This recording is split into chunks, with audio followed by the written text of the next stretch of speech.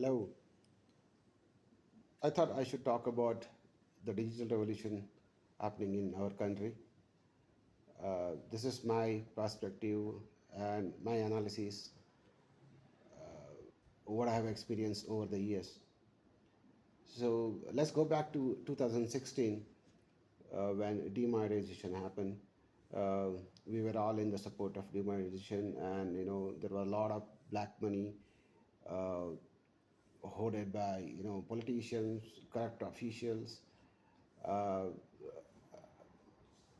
which came into picture, uh, and we all well appreciated that uh, such steps should and will uh, enhance chances of having clean and a digital economy in the future, so that uh, such transactions, such illegal transaction can be avoided by having a digital economy. So even government, uh, as well as the people, supported the digital revolution, and government had a push of introducing UPI. And we had credit cards, debit cards before, but the UPS is something game-changing technology, which was uh, well needed for the country like India, where everybody cannot have uh, credit cards or other mode of transaction. And UPI was the best suitable for our country, as it was easy uh, uh, transactions, which is linked to your bank, um, and then that's how it all started. But if you see over the years how this revolution has embedded into our lives, and how it is changing our lives. Uh, a city like Bangalore, where I live, we can see, like I don't carry my wallet at least for last 5 6 years, because it's not needed now. Like I rarely use cash for any kind of transaction. On a rarest of rarest occasion, maybe once in a month, when it's absolutely necessary, or as every transaction, small, big, or medium,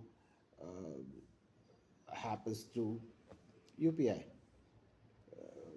And right now it is free for us, except for a few transactions. You can see, like some phone recharges, and maybe for fast track they started charging a nominal fee, 1 rupee or 2 rupee, and not many people have started noticing it, but eventually that will become normal. So who's going to benefit out of it, or who's the soul, who's the loser here? right now government is right now it's not free, as government is giving huge amount of subsidy to these UPI payment apps, in terms of fee, uh, the fee as in terms of subsidy. And but it can't go for long. If not in few years, if not in this year or next year, in few years, they're definitely going to uh, we are definitely going to see a transaction fee for each and every transaction we do online, maybe 1%, 2%, uh, for both, for the payer as well as the receiver. So let's say who's going to benefit out of it? Two entities. One is, of course, all the payment apps, and second is government. Now, this business model is same as how companies like Geo, Ola, Uber have done over the years. Give everything for free, and make the customer get used to that kind of lifestyle, that kind of system, where it will become part of your lifestyle, a part of your daily routine, where you'll get to a stage where it become inevitable that you skip that system, because uh, as I gave you the example, right now UPI transaction become inevitable, and without that you cannot operate now. And they are taken out 2000 rupees note, and they are going to take out more cash out of the system, so that you're forced to use primarily uh, UPI as your payment app, then the credit cards and debit cards. So the point here is why this is going to be an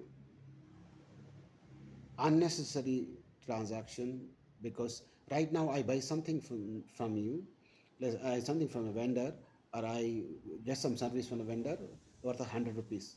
I pay him 100 rupees cash, and he takes that 100 rupees and takes some other service or goods from another person, and worth of 100 rupees, and he pays 100 rupees cash. The circle goes on, but it was just 100 rupees worth of goods bought for 100 rupees cash. But now, when they're going to charge us 1% or 2% for a sender, for the payer as well as the receiver, it's going to be that 100 rupees transaction, 102 rupees, with the fee and a GST on that fee, of course. There will be a 5% or 20% GST on that fees, that 2 rupees 40 paisa. Now my 100 rupees transaction has become 102 rupees and 40 paisa worth of transaction for a goods and service of 100 rupees worth. Now let's calculate that with 50 transactions, where that person buys something for another person and it goes on 50 transaction. So the goods, the value of the goods remains 100 rupees for all the transaction, but the money exchange now, instead of supposed to be 100 rupees throughout, now it is sitting at 200 rupees. So this 100 rupees was generated from nowhere, because we are paying cash to pay cash. Where when we used to use currency, that paying cash for cash never existed. It's just paying cash.